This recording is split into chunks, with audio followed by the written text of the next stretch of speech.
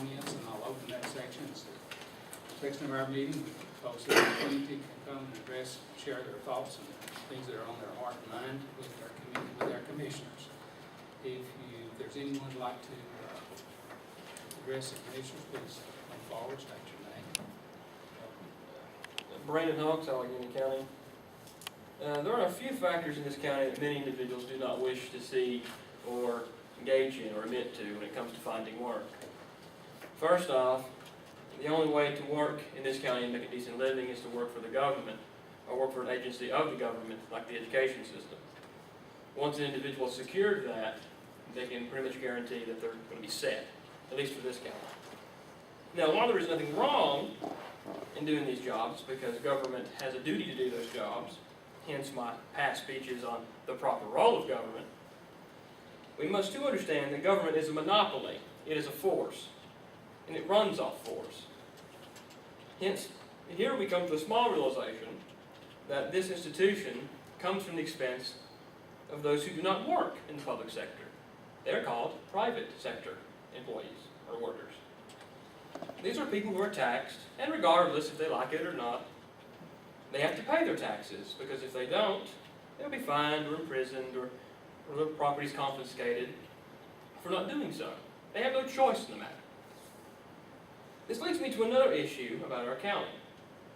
It's not what you know, it's who you know.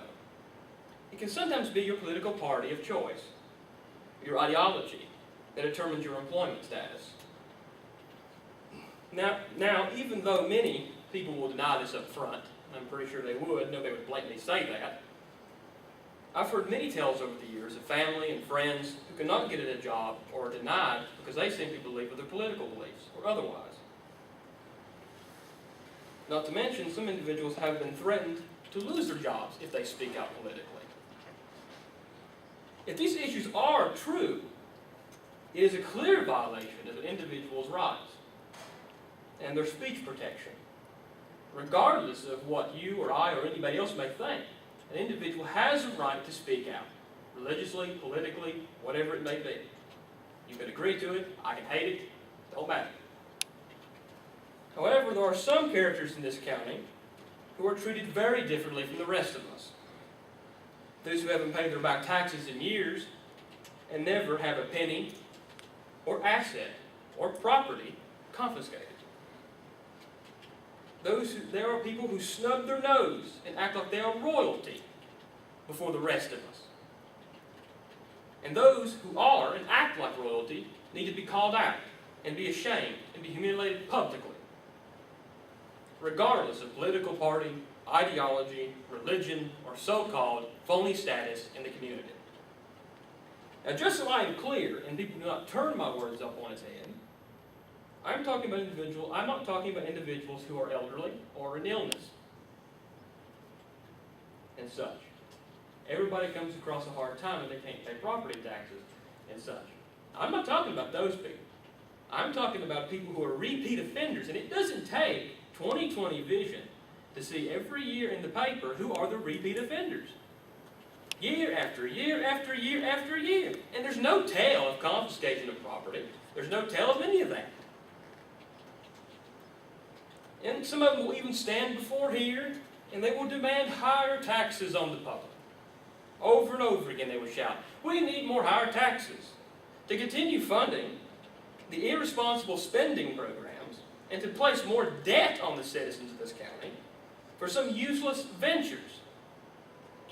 Unlike a regular business, this government, or any government for that matter, does not have to wait on consumer demand.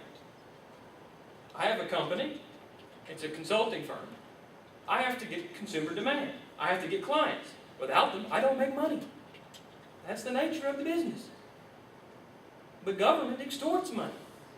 It's force. Yes, government does give us some great things. They do give us some things like education and whatnot. They subsidize some programs for us. I'm not going to say otherwise. But however, if government did remove and get out of the way, the private sector could come up and also give us options. In this state alone, charter schools were almost non-existent. They were capped. That left a public education monopoly, a government-run monopoly. There was no other choice. Now, I chose to go to a public university. I chose on many different reasons besides private or chartered. But I chose because of a marching band and because of low cost. That was my decision. But every individual has the right to make those choices. But with government, you don't have those choices. They're limited if they control everything. And most governments are monopoly. Monopoly electric companies, monopoly schools, monopoly so on and so forth. But government always extorts money from the public. That has been a constant vibe through history, period. They do it from good-natured, hard-working individuals and business people. We cannot continue to raise taxes in this community on people who live on fixed incomes or in illness, who have to even travel very far to even find a job. Our county is not producing goods or services. It seems to be like if we make ice cream, that seems to be production. If we're selling ice cream, we're selling ice, that's fantastic.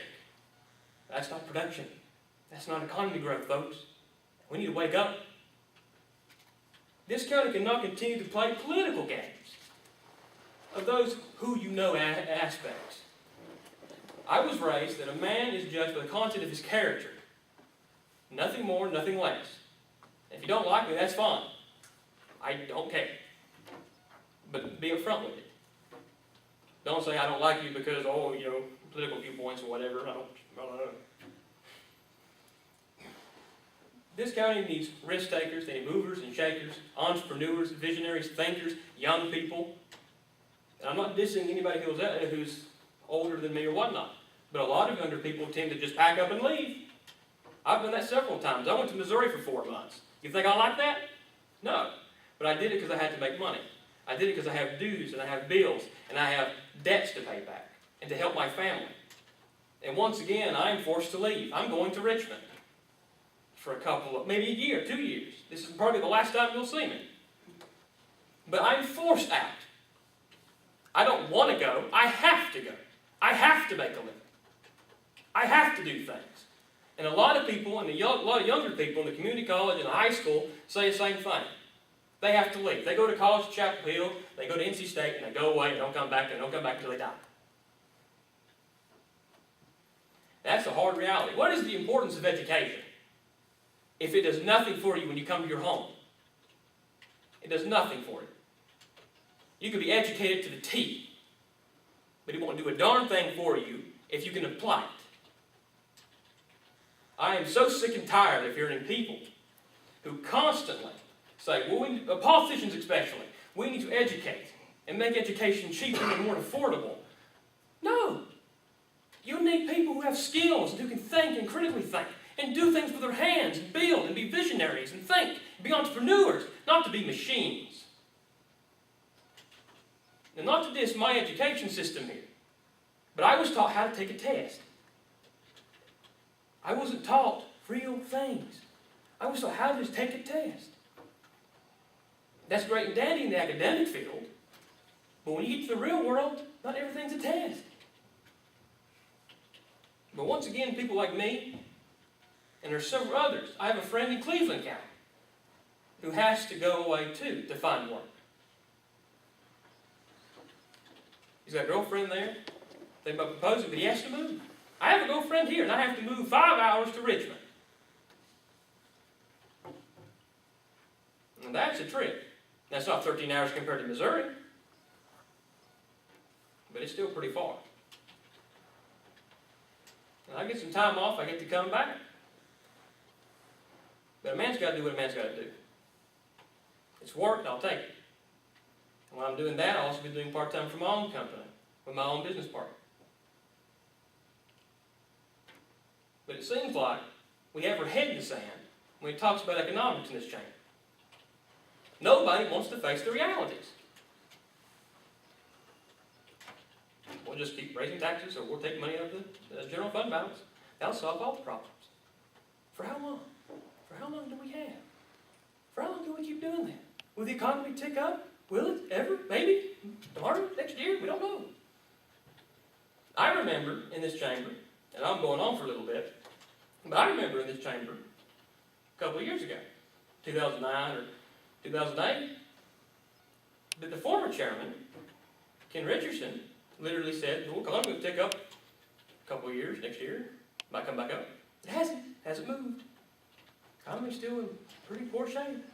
And if you follow the economic numbers, a lot of people are being hired part-time. And part-time ain't full-time pay. I've done a lot of things in this county. I was a substitute teacher, on-air radio DJ at WCOK before he was bought out. I worked for the Board of Elections here. I worked at Radio Shack. I've done a lot of things. I've helped out Janet's part of Florida. I've pulled my weight. I've done what I can. But it's hard. You know, I challenge each and every one of you. I just challenge, just a little social experiment. Go out in this county, find a full-time job with benefits and pay that keeps up your standard of living, that's in the private sector. Not one penny should come from government. Not a penny, not a grant, not a loan, nothing. It should come from all private sector. And I guarantee you won't find anything. I'll give you 1 week. It would be highly interesting to see. To meet your standard of living, cover health insurance, dental, vision, the whole night. Now, you could probably be a truck driver, but then you have to get a CDL. And then my father would tell you all the joys of that. Trucking all the way from here to Texas, to California, to New York, to Chicago, then back home, 2 weeks. Comes home for maybe a weekend. Maybe. I might get to see my father maybe 2 days out of 2 weeks. Maybe. But I don't know. That's a guess. That's a guess shot too. It's like my father, I have to travel to make money. And that should be people in this chamber before and after you should be ashamed. Now, we can think of 5-year plans, we can think of economic plans, all we want. The real plan is to let people do what they need to do. Lower taxes, cut spending, cut your debt, and get your act together. And that's harsh, and that's very cruel words, and I understand it is. But it's plain and simple. Economics ain't hard. It's very simple. Let people do what they gotta do. And get out of the way. Thank you.